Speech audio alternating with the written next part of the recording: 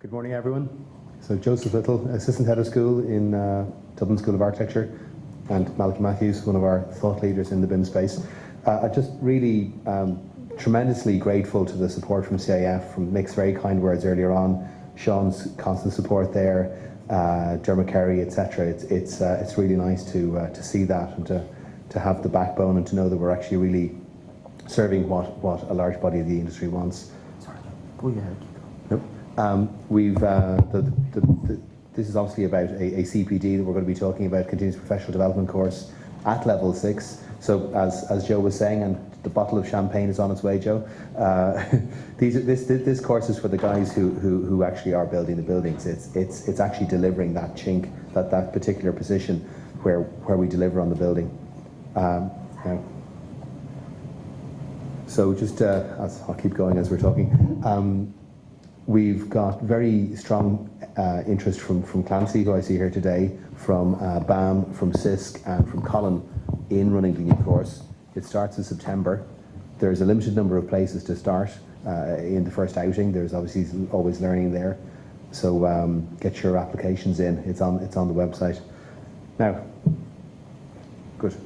So course is CPD certificate, IT for site workers, as you can see there.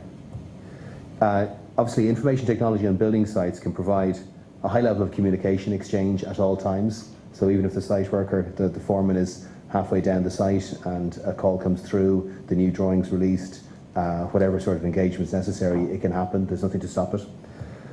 Easy recording of a wide range of information. Some of those being, inclement weather, the old-fashioned kind of normal contact, normal processes that have gone on site for a long time, but now maybe are in that digital space. But also obviously a lot of higher level contact information flow in both directions. Greater accuracy in a number of processes, so that the accuracy of the set out, what part of the building was actually built on that day, looking at the east facade, geolocation of photography, all these sorts of things. It facilitates greater efficiency, better control of resource use, quality control, certification under BCAR, terribly important, that whole process. And the key thing, I suppose, is it's only when the foreman, the supervisors and the site managers have developed knowledge and skills in the use of IT through wireless devices that the many benefits of BIM, lean construction and quality control processes will be fully realised to the benefit of the construction company and, of course, their client. So it's closing that loop. Thanks, Joseph. I want to echo some of Sean's words here and give you some kind of a context around our thinking in DIT's College of Engineering Built Environment. We are somewhat at the start of a digital transformation of the design and construction industry. And what does that mean for us? Well, the nature of a digital transformation is disruptive, but it's from this disruption that new innovation springs forth. We only have to look at some of the other industries that have been subject to a digital transformation to realise the depth of disruption and innovation that can occur. You look at the travel industry, the music industry, the financial services industries, and these industries are not yet finished transforming, but they're unrecognisable in some cases from what they were 30 years ago. But there is a big difference in what was experienced then as to what we were about to experience now. There are 3 reasons why this transformation, this revolution will be different. And it's the velocity, it's the scope, and the system's impact. The speed of current breakthroughs is no historical precedent. Moreover, it is disrupting almost every facet of design and construction. The breadth and depth of these changes herald the transformation of entire systems of production, management, and governance. 30 years ago, I was drawing plan sections and elevations of buildings using a set of rotoring pens and sheets of tracing paper. In the 1980s, as personal computers and computer-aided design applications started to emerge, I would have sworn there's no way a computer is going to do my job. Well, I was partly right. My job is still there and it's still being done by humans, but it is the way that the job is being done that has radically changed. And this is what we need to be cognizant of. However, you will see existing roles submerge, and you will see new roles emerge. And perhaps one of those new roles is going to be the information manager on the construction site, the information foreman perhaps even. Construction companies will have to seek to educate their staff, as Designer Group are doing here, or seek new staff from non-traditional sources. And I would highly recommend contractors to look at the architectural technology course. It's not exclusively within the domain of architecture. These guys are building professionals that are now traveling with digital skill sets that are overlapping into the areas of architecture, engineering, and construction as well. The headings and buzzwords that you need to take note of for the next decade are disruption, convergence, and collaboration. If you were to ask me what is the definition of a digital transformation, I would tell you that a digital transformation knows no boundaries. It disrespects traditions, and it regularly slays sacred cows. If that wasn't enough to be looking over our shoulder at here, in this country now we have statutory obligations under BCAR, and you can either see that as a terrible pain or as a disruption which allows for new innovations, and some companies have taken that on board. Any contractor who signs up to a BIM procurement process has contractual obligations under PAS 1192. And all of these will require new personal skill sets in the construction industry, right from the top down, from the MD, right down to the people on site and all the way down along the supply chain. Let me give you a graphic example of what I'm talking about here. So this is the development of the hard hat. And even 30 years ago, it was unusual perhaps to see a hard hat on site. Now, thanks be to goodness, to health and safety, they're there. So there's your familiar yellow hard hat, which is now developed into a hard hat with a set of ear defenders, which is developed into a hard hat with a set of ear defenders and a visor, which is now developed into a hard hat with a digital video camera attached to it, which is now developed into a digital video camera and a GPS locator as well. What's the next development of the hard hat? Well, possibly something like this here.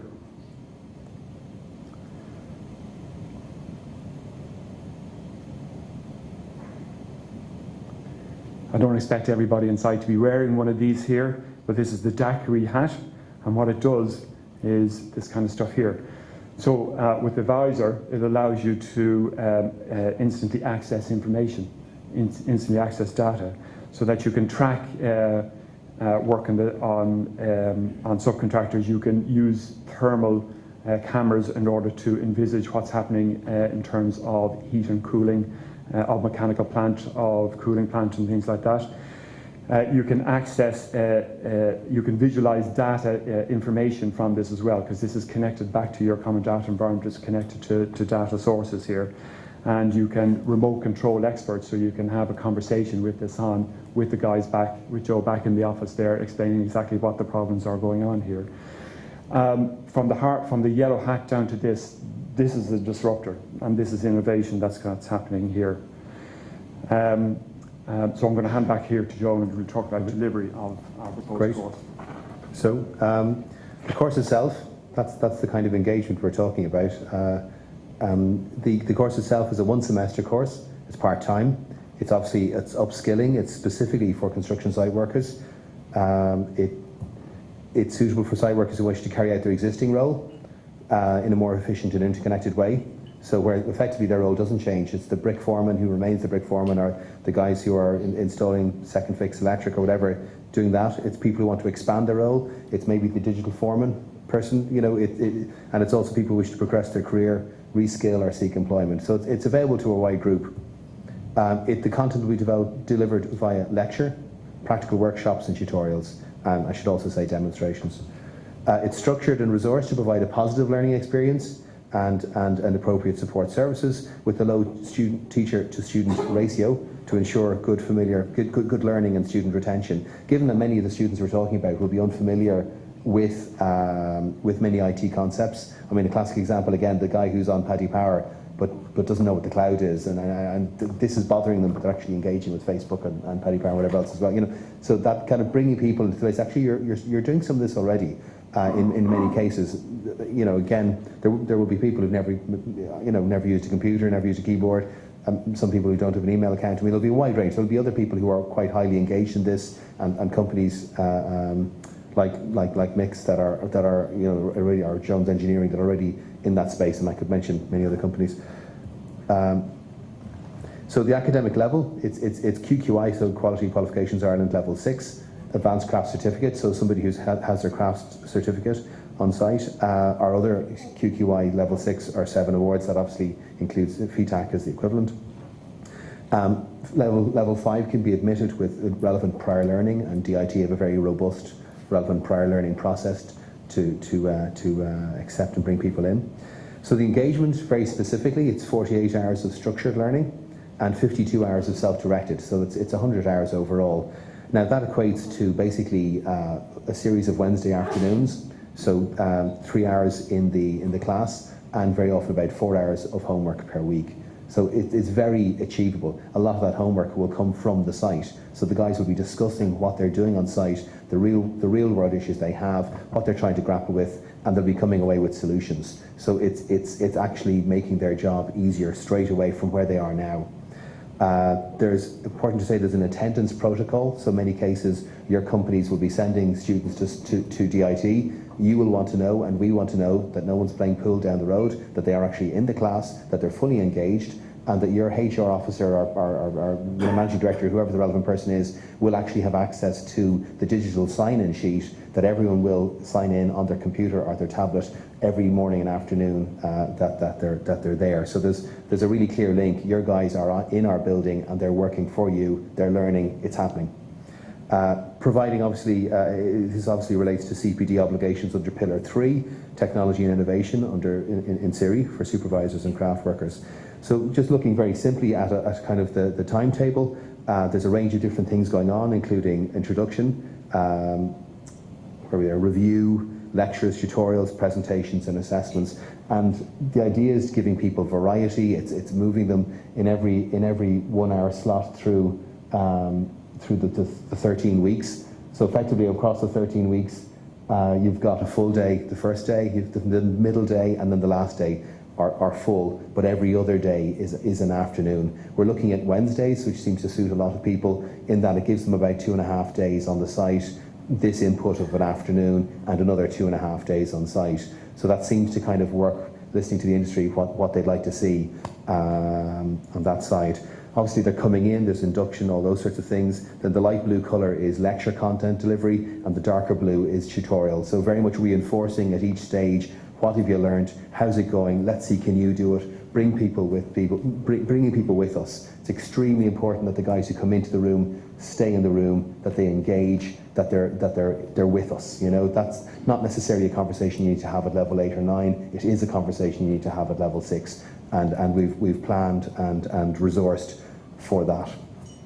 We've also got a slot there available on the longer days, the kind of the pinky colour or the skin colour presentations, where some of the kind of companies that are presenting here today can come in and show us what they'd like to see people on site use, or your companies use, and there'll be an element of demonstration going on, and then again that there could be tutorial associated with that. So very much we're providing with significant intellectual content and delivery and resources available, as you can see in the course, but we're also very aware that this area is expanding and we need to be open to what industry can provide that can support you. So it's that whole link.